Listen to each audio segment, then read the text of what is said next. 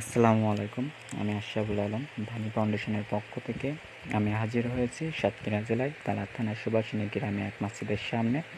আপনারা আমার সামনে যে মসজিদটি দেখতে পাচ্ছেন, সেটি এমনভাবে অনেক দিন ধরে পড়ে আছে।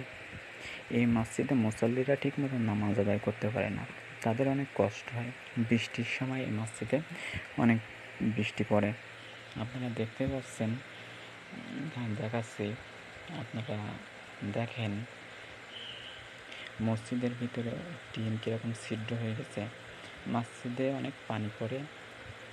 দেখেন, এই যে মসজিদের সাইড আছে, ছিদ্র হয়ে গেছে, মসজিদে অনেক পানি পড়ে।